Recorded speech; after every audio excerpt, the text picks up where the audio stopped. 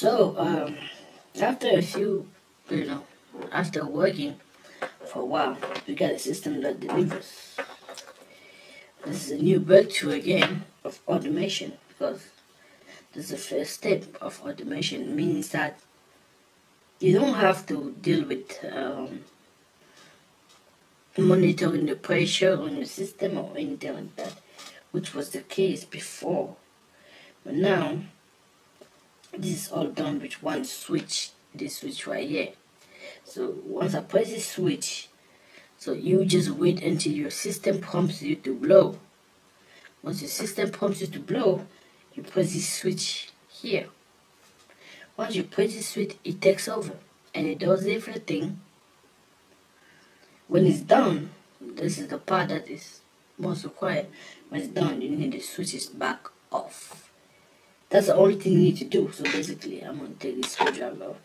The only thing you need to do is basically press this thing on and monitor the thing. When it's set off and it blink, then you turn it off. That's all you need to do right now.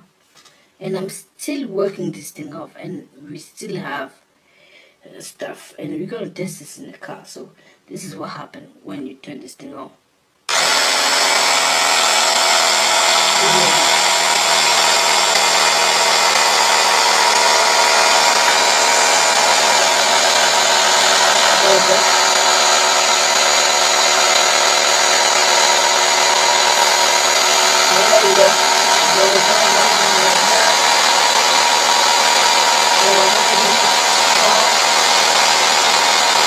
And then you turn it off. There you go. So you turn it on, it's gonna go and validate your thing, whatever it is, and then you turn it off. That's basically how it works. So we're gonna go in the car and test it because everything right now is in the laboratory and it's working.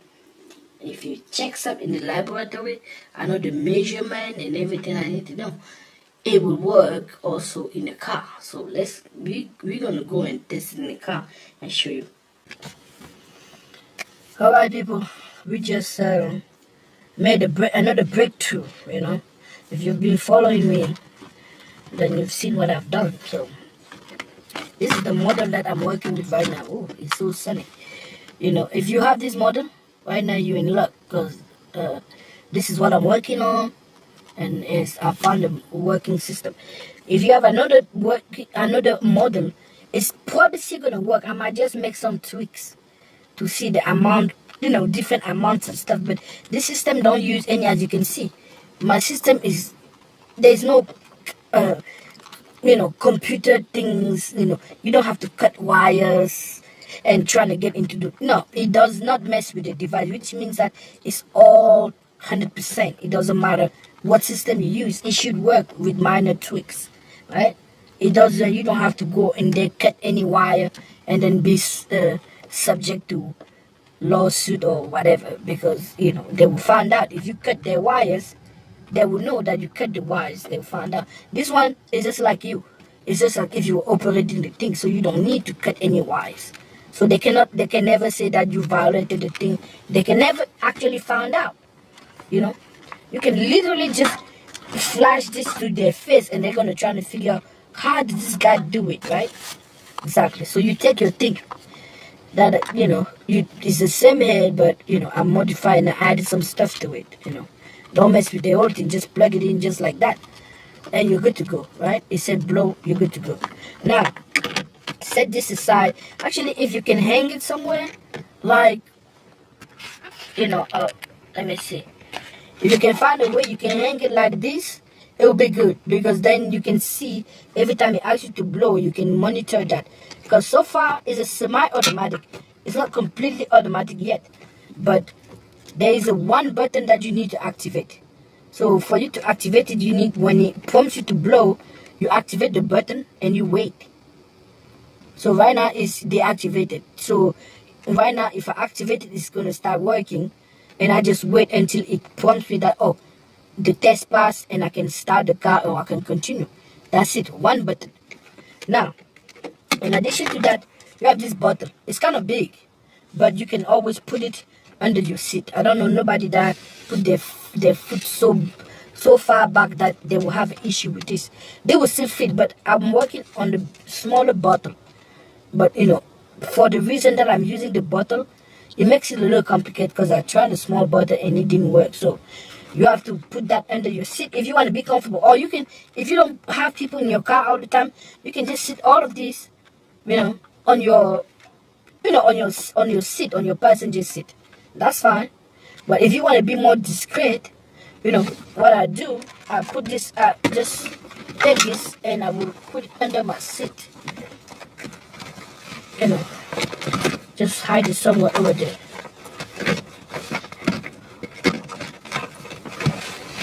Like that.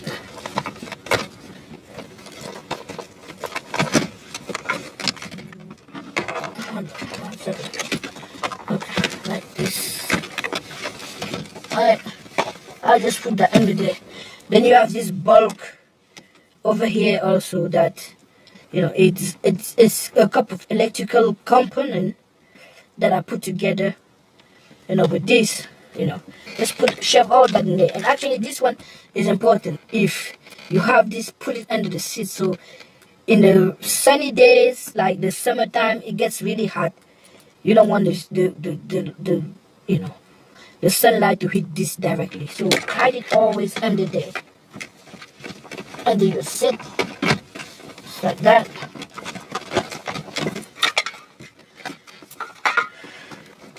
So the only thing that you keep is the button. Basically, the button stays right there, and you have all of this under your seat, and that's it.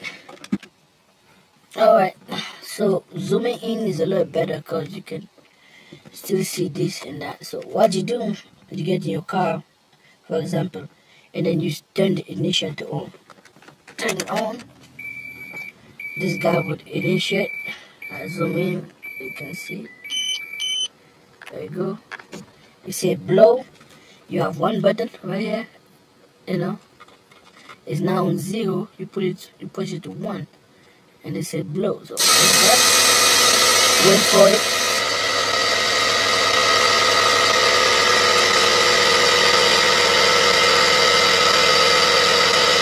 Once you don't touch it anymore, you just wait.